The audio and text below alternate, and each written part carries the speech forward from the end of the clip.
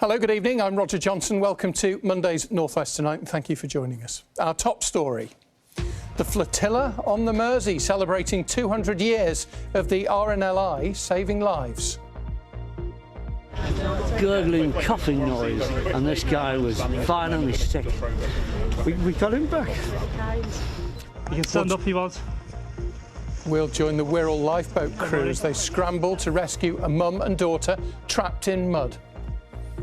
Some crews missed the celebrations today, though, because they were on a call-out. Also tonight, illegally bulldozed, the deadline passes for the owners to rebuild a listed 18th century pub. Backstreet breeding at its worst, the 70 Bengal cats and kittens who now need a new home. John and Jimmy are sacked. Accrington Stanley have parted company with football's longest-serving double act. And what a treat to start the week with plenty of sunshine. Thanks, Keith, for sending that one in. How are we doing this week? Little in the way of rain. Join me at the end of the programme. I'll give you all the details.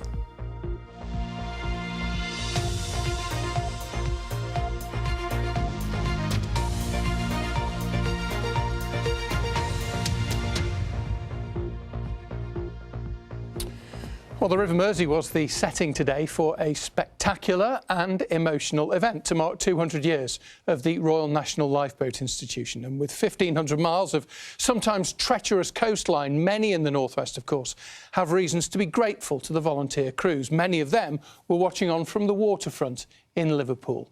The RNLI, of course, was founded in 1824 by a man who had witnessed shipwrecks on the Isle of Man. Let's go live to Andy Gill. He's at Hoylake Lifeboat Station for us, where they've been celebrating today. Andy. Well, Roger, the Hoylake Lifeboat Station here dates back to 1803, so it's even older than the RNLI itself. This is a Shannon-class lifeboat worth £2.5 million. You wonder what the rescuers 200 years ago with their woolly jumpers and eventually cork life jackets would have made of it. Today, though, was a celebration and a commemoration of 200 years of saving lives at sea. Lifeboats from Wirral and Lancashire on the Mersey this morning, a special flotilla to mark 200 years since the RNLI was founded. John Curry's been involved with lifeboats for 54 years. The rescue of a man who needed the kiss of life after being underwater for several minutes is still vivid for him. There was a few moments of silence, and then there was a gurgling, coughing noise, and this guy was finally sick. We got him back. And he lives. So that was the most exciting rescue of mother. Also part of today's events, people whose lives the RNLI has touched. Brothers Sam and Lewis Hunt from Birkenhead were washed into the sea by a freak wave in Wales in 2012. The lifeboat rescued 21-year-old Lewis, but couldn't save 15-year-old Sam. But their mum is still grateful. The RNLI, thankfully, saved me from a double tragedy that day, and Lewis survived.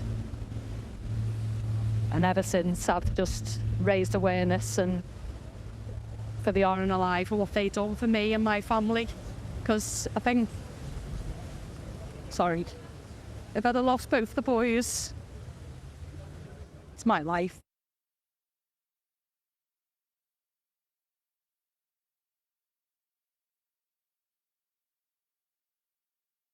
Hour. And I think it's probably going to come down for another 45 hours. I don't think it will do much any longer. I think the thing will run out then. You must be very grateful to the RNLI. On the Isle of Man today, a ceremony to remember the RNLI founder, Sir William Hillary. He acted after seeing many wrecks when he lived on the island. Back on the Mersey, today was about the older and the younger generations of lifeboat crew. It's a massive honour. It's a time to celebrate, not just for our station, but for stations all around the country. And it's a chance to inspire the next generation of lifesavers to come and join us for the next 200 years. In the 2 centuries since the RNLI was founded, lifeboats have saved more than 4,000 lives in northwest waters.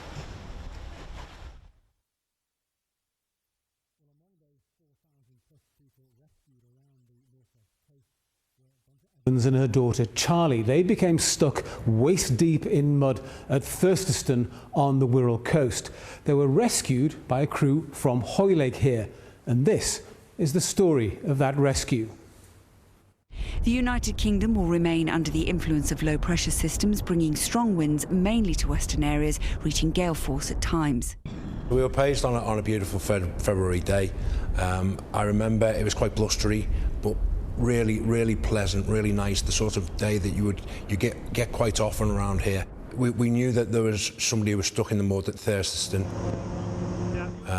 We knew that the tide was on its way in. It was flooding, it was a relatively big tide, and we knew time was of the essence.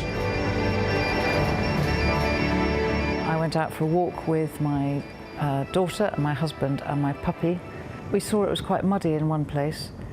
So we went very carefully through the mud, but my daughter thought if she was a bit higher up, it would be drier. You come with me? Stood on some stepping stones, and the seventh one just disappeared up to her thighs. I threw a load of pieces of wood at her to try and dig herself out, and we kept saying, you know, you'll be fine in a minute, but she clearly wasn't. And once a mummy, always a mummy, so I went over a bit nearer to try and help her, and then I found I was stuck, luckily only up to my knees. Nice and gently, guys. Okay. It was like being stuck in concrete. Not that I've ever been stuck in concrete, but it's how I imagine it would be. You can stand up if you want. Don't worry. Okay, nice and gently. How are you? That's it. Grab on with your hands. It was an incredibly difficult rescue, actually. As I say, I've never seen mud like that. There are lots of different types of mud around the Wirral and the Merseyside coast. This was clean clay. Yeah, hold on. They were amazing, light-hearted, because you do feel quite stupid when you've done something like this, even though I had checked. And I've lived on the coast all my life, I've sailed all my life, you'd think I'd not get myself in that situation. Thank you so much. I'm really sorry. Don't worry. They were digging, I would say, for about an hour and a quarter. It was incredibly hard work. What she'd obviously done is gone in a long way into the mud, and it took a long time. And when we came out, we were all covered head to toe in mud.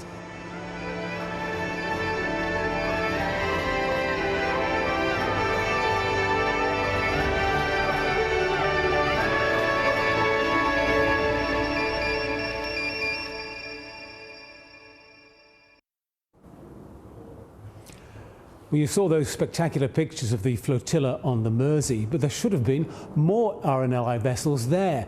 But they got called out to a real job. The hovercraft from here in Hoylake and a boat from New Brighton went to rescue somebody who was stuck in the mud, again on the Wirral coast, along with the Coast Guard.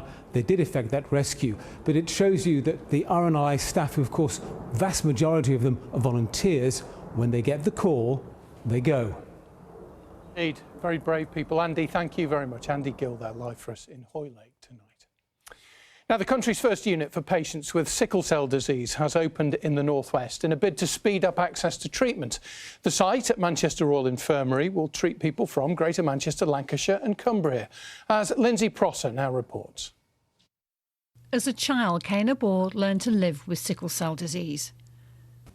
I had a lot of pain in my ankles and in all my joints, and when I was young I didn't really understand it fully. It was just kind of meant I missed out on some things like playtime. If it was raining at school I'd be inside. So this is our sickle cell unit. Okay. There is a doctor's office right there. Oh, hi Jay. Today, Kaina's visiting Manchester Royal Infirmary's new sickle cell disease unit, which will care for those who have the condition. I think sometimes when you go to A&E and you're in so much stress and you're around a bunch of other people who don't understand you, a bunch of medical professionals who don't understand you, everything's heightened, and just like that your condition gets worse. You've gone from a 4 to level 10 in pain. So I think when you're here, you're around familiar faces and you're around people that you know are going to look after you. So how are you feeling today, Salam? Yeah, better. Excellent. Are you still Salam is being treated for a sickle cell crisis. Feel like they understand the pain, so they try their best to ensure you're comfortable. Yeah. The disease is particularly common in people with an African or Caribbean family background. Crescent-shaped red blood cells can block blood vessels. The condition is a serious and lifelong disease, although treatment can help manage many of the symptoms. And I'm feeling better. So a sickle cell crisis can cause extreme pain and result in complications as well. So it's really important that patients get the right treatment urgently to prevent any complications. The sickle cell guidelines nationally say that sickle cell patients should receive analgesia within 30 minutes. So knowing that this will happen will definitely make a huge impact to them. Patients in crisis can call the unit where they're triaged and treatment starts immediately. 2 side rooms. Are they both side rooms? They're both side rooms. So is this bit just for sickle cell then? Just for sickle cell. Literally just phone, come here, get a bit of stronger medicine or a place to rest, and then probably be on my way, because at the end of the day, like, I do still have a life to live. The unit will treat patients from Greater Manchester, Lancashire and Cumbria. Lindsay Prosser, BBC North West Tonight, Manchester Royal Infirmary. A leak of hazardous material during the unloading of a tanker at a chemical factory in Greater Manchester prompted a major emergency response earlier. The LanXS site in Trafford Park was closed off just before 9 o'clock this morning, and more than a dozen workers were assessed by medics. The firm confirmed that the leaked substance, phosphorus oxychloride, was later contained. The ambulance service says that one person was taken to hospital. George Galloway's been sworn in as the new MP for Rochdale following his by-election win last week. The leader of the Workers' Party of Britain, has said that he was feeling good as he arrived in Parliament today. Mr Galloway was sworn in by the Commons Speaker, Sir Lindsay Hoyle, this afternoon.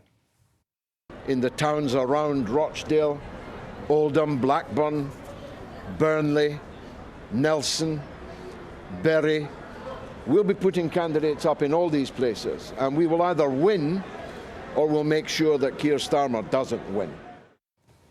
The record-breaking hydroplane Bluebird is set to return to Coniston in the next week. Donald Campbell died when his jet-powered hydroplane crashed there in 1967 as he attempted a new water speed record. It was raised in 2001 by the engineer Bill Smith. He restored the craft, but there's been a long-running dispute over who owns her. Bluebird is due to return to the Ruskin Museum, where she will eventually go on display to the public.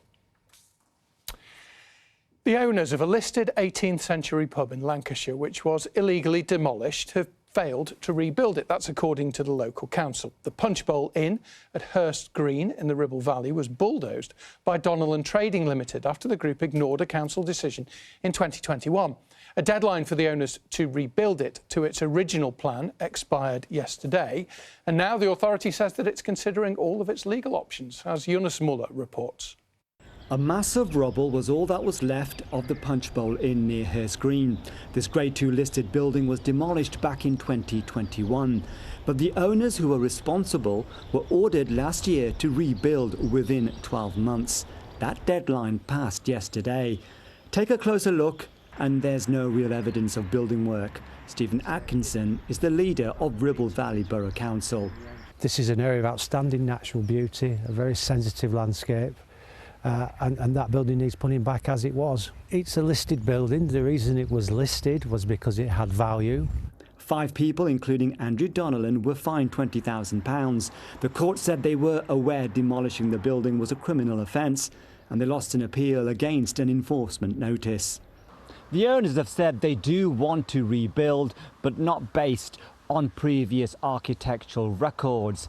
They say keeping the structure the same would go against modern building regulations and health and safety requirements. They want holiday lets, the exact location to be moved, and promise some of the frontage resembling the original building will remain. That had become dilapidated over the years and wasn't used as a pub since 2012. And a number of planning applications were refused. The owners of the site had 12 months to comply with that, to complete the works. That hasn't been done. That now triggers the opportunity for the local planning authority to enter the land and to conduct the work that's required. And they can then charge reasonable costs against the owner of the property. In the village of Hurst Green, some remember it as a place to go for a treat, but also more recently as an eyesore. I think they should have been made to build it back the way it was. It's been empty for a very long time. I think in bad condition, wasn't it? Yeah. Going to do with a building like that that's been so unsuccessful as a business for many years. Local legend has it that highwayman Dick Turpin stayed here before he was executed in York in the 18th century. We have many buildings in the Ribble Valley, in fact throughout the country, and if we start being flexible, lots of unintended consequences will happen. The owners were approached for comment but didn't respond, but it's safe to say they will be hearing from council lawyers. That was Jonas Muller reporting. Now, an animal welfare centre in Warrington says that the rescue of 70 cats and kittens from an address in Runcorn is backstreet breeding at its worst. It's thought that the cats originated in London.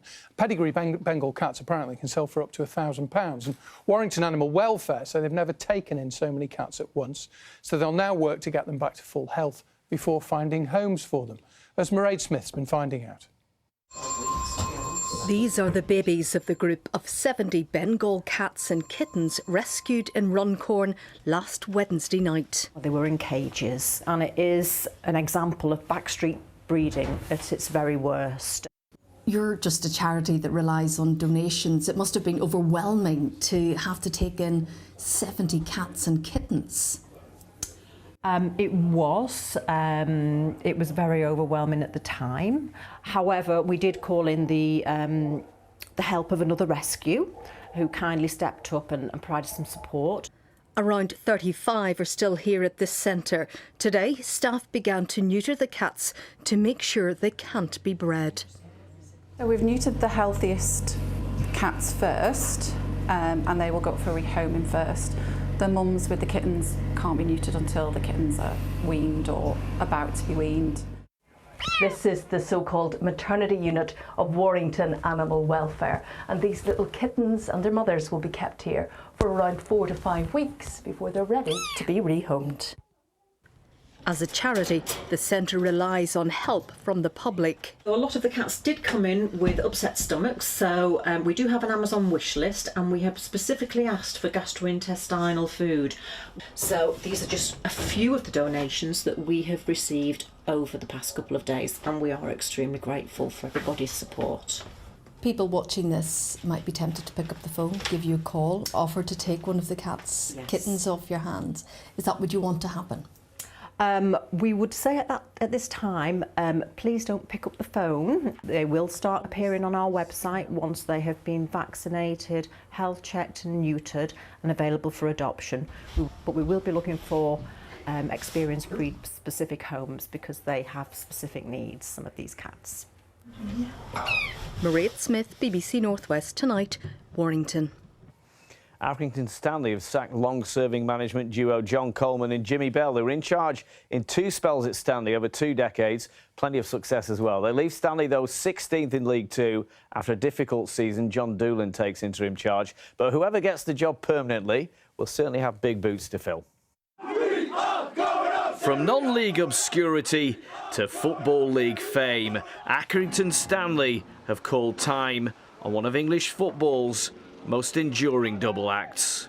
If we go in separately into a pub and local pub, they go, where's Jimmy or where's Johnny?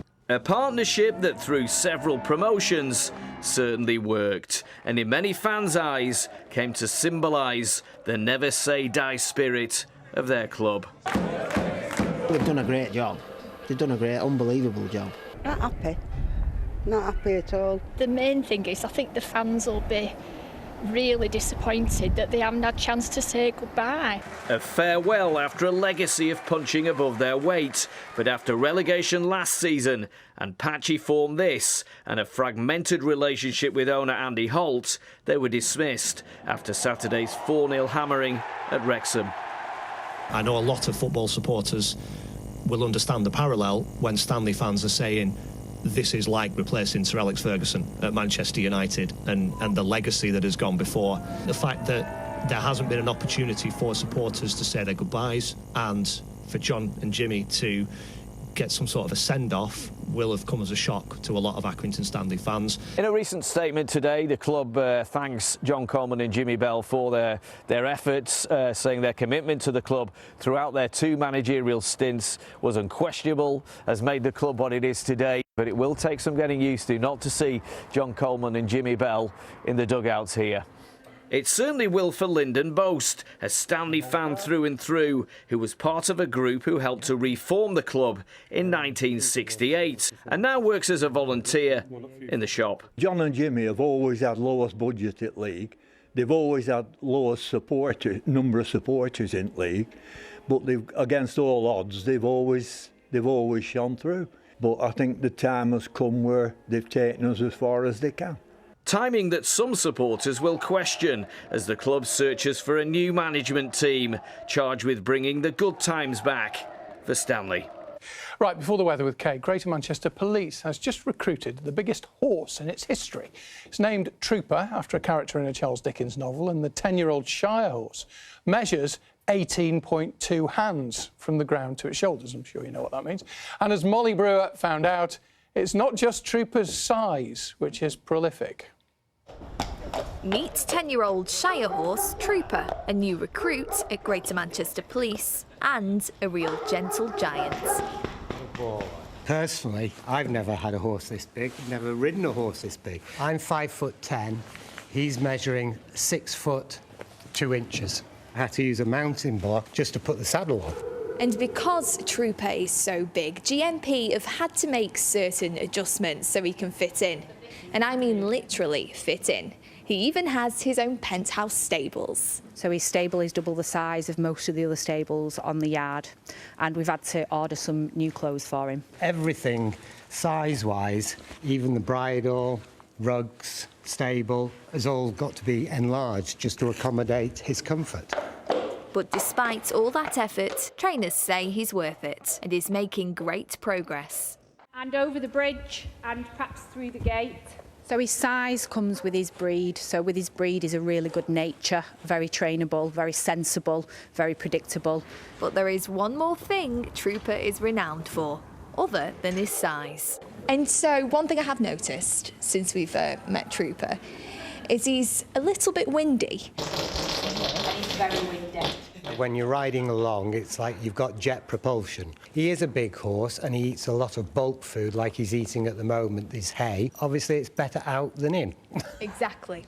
Trooper's expected to be fully trained and out and about by summer. And one thing's for certain, whether you see him or hear him, it'll be difficult to miss him. Molly Brewer, BBC Northwest Tonight. It's like it was a sound effect, doesn't it? Right, no hot air from Kay. She's got the forecast. Oh, well, yeah, we hope. Hello there. Good evening. Look at this amazing picture Jeff sent it in of the aurora last night. Beautiful. Some were lucky enough to see it last night, so thank you for your pictures. Will you see it tonight? Well, the cloud and the rain that is arriving would suggest otherwise. But more on that in a minute. Those clear skies last night led to a beautiful day today. A crisp start today. We did have a frost in places, but many of us saw skies like Alison did. Thanks for sending that one in. So, the rest of this week, do you know what? It's not shaping up to be too bad. Finally, a lot of dry weather. That's after we get through the rain tonight, and it will be less cold. Temperatures about average for the time of year. So it's a front, you can see it here on the pressure chart, starting to push in. So cloud will increase, I'm afraid. Now that aurora last night peaked at 9 p.m. I think by then most of us will have those cloudier skies and outbreaks of rain. But then as we head through tomorrow, pressure builds in from the east, and that means that we're going to get a lot of dry and fine weather through this week.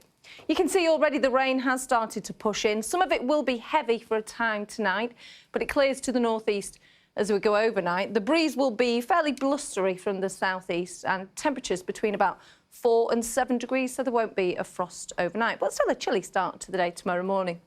Beautiful though, for most of us, dry and fine, good spells of sunshine will start for the Isle of Man, getting cloud increasing, and there is the risk of a few isolated showers. Most of us will avoid them and stay dry. Temperatures average between about 9 and 11 degrees. 11 is 52 in Fahrenheit. The breeze still coming in from the south, still a bit blustery. Now that pressure builds in from the east as we head through Wednesday, Thursday and Friday as well. So although the winds will freshen, a lot of dry weather, which is welcome news for the gardens. A fine start to your day on Wednesday. It will be a chilly start to the day, but beautiful, clear blue skies for most. We'll get cloud increasing as we head into the afternoon. And with all that sunshine around, temperatures should get to about 11 or 12 degrees, maybe 13 degrees. And then, like I said, a lot of dry and fine weather. It seems a bit strange to say that at the minute because we're used to the rain, but variable cloud highs of about 12 degrees, Roger. We'll settle for that. Thank you very much, Kay. Wonderful. Sam Nander's got the late news for you at 10:30. But as Kay said, it's been a glorious day today. The weather was fine for the spectacular flotilla on the Mersey for the RNLI's 200th birthday. We'll leave you with some pictures. Good night.